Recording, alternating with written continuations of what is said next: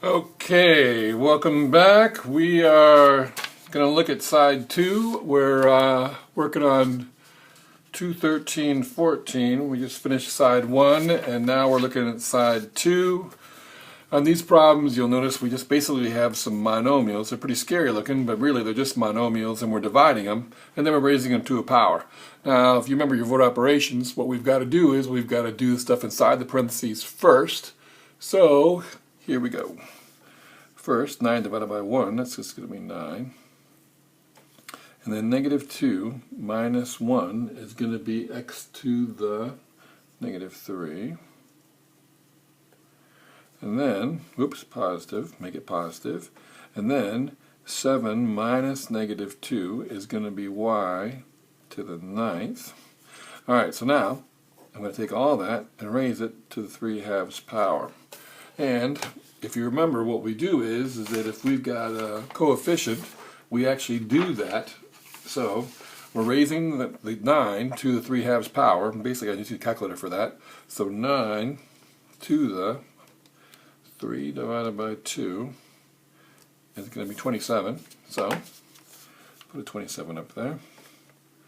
And then, if you remember, we never do the same thing to the exponents as we do the coefficients. What we're doing here is we're multiplying, so it's going to be 9 times 3/2. So it's going to be 9 times 3 divided by 2, and that's going to be 27 over 2. So it's going to be y to the 27 over 2. And then on the bottom we've got x, and then we've got to put 3 times, what is it, 3/2? 3 divided by 2. And that's going to be 9/2. Now, I know the whole multiplying numbers and fractions get to be a little scary and people get kind of whacked out about it, but if you take a look at it, it's not that big of a deal. This is actually 9 over 1, so all we're doing is multiplying the equation across. 9 times 3 is 27. 1 times 2 is 2. So you end up just going straight across. 9 times 3, or 3 times 3 is 9, and then we just divide by 2. Anyway, that's your answer. Take a look at the second one. Basically, we do the same kind of thing. We're going to divide first, so we've got 24 divided by 3, or 8. And then we've got x to the 3rd, so it's 3 minus negative 3, which is going to be x to the 6th. And then we've got 4 minus negative 6, which is going to be x or y to the 10th. And there's nothing on the bottom, so we raise that to the 4/3 power. If I take 8 to the 4 divided by 3, I get 16, so it's going to be 16. Now I multiply, so it's going to be 16, 6 times 4 is 24, divided by 3 is 8, so it's going to be x to the 8th. And then bring the y down, and it'll be 10 times 4 divided by 3, or 40/3. So that's how we do that.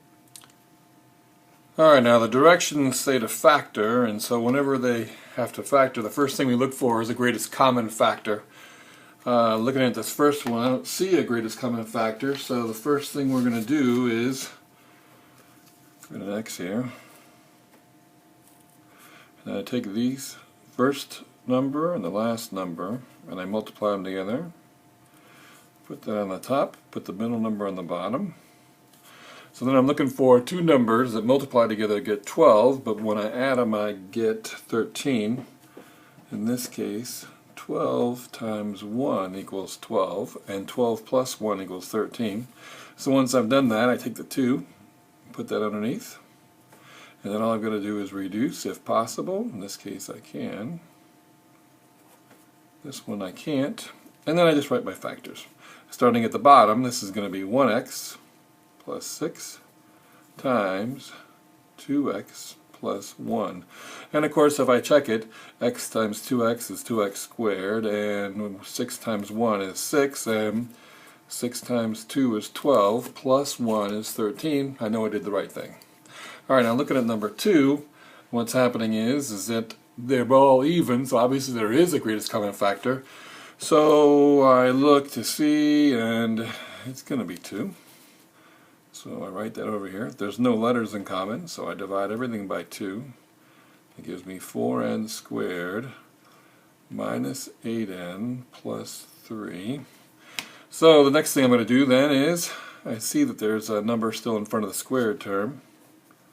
So I multiply the 4 times the 3, and I get 12. I bring the negative 8 down, and I'm looking for two numbers that multiply together to get 12, but then when I add them I get 8, and then I know I got 6 times 2 is going to be 12. And I know, though, that they both have to be negative, because negative 6 plus negative 2 is going to be negative 8. And negative 6 times negative 2 is still positive 12, so that works. Now, the thing is, I'm going to put the number underneath. You have to be careful. Sometimes people use this too. We're done with that too. We're going to use it in our answer, but we're done with it. So this is the only thing I've used in my x. This is the number I put underneath, the 4. So then I reduce this, and it'll be negative 6 over 4, which is also going to reduce to negative 3 over 2, and then this is going to be negative 1/2. So then all I've got to do is write my factors, and again, like I said, 2 is the greatest common factor. I've got to include it, and then I start at the bottom, and it'll be 2x minus 3 times 2x minus 1. Now I can check it again. 2x times 2x is 4x squared. Oops, make those n's. That would be nice, right? 2n times 2n is 4n squared, and then negative 3 times negative 1 is positive 3. And negative 2 minus negative 6 minus 2 is negative 8, and then when I multiply all that by 2 again, it's going to get the original. If you take a look here at number 5, what I've got is a problem where it just simply doesn't have a greatest common factor and there's no number in front. So in this case I just go, because q times q is going to equal q squared, and then I look for two numbers to multiply to get 20, and then add to get 12, and then I know it's going to be 10 times 2 is 20, but they both have to be negative for this to work. I get down here, there's just two terms, so I'm going to take the greatest common factor. It doesn't matter, let's see, I got what, 4 here? No, 12, right? 12? So I divide, they don't have any letters in common, so I divide everything by 12, and I get x plus 3. And that's all we got. Now the next one you'll notice is that it's subtraction, and they're both perfect squares. So when I see that, all I'm going to do is put a plus and a minus. The square root of x is x. Square root of 25 is 5. I'm done with that. Now down here at the bottom, what's happening is that I've got these problems that are called rational expressions, and all rational expressions are fractions. And the way we're going to solve these is that we're going to factor both the top and the bottom, the numerator and the denominator, and we're going to cross out anything that is in both places. So let's start here. If you take a look, if I factor this, there's a greatest common factor of 6. Divide it, I get p minus 6. The 18 doesn't change. But now I can divide that. 6 divided by 18 is going to be 1/3. And so I end up with p over 6 over 3. In the second one you'll notice I've got this. That can't be factored, but this can. It doesn't have a number in front. So q times q is going to be q squared. Well, 1 times 3 is the only way to make it 3, and it happens to be plus plus. I notice I've got a q plus 1 and a q plus 1. One's on the top, one's on the bottom. These cancel out, leaving me with just this guy on the bottom.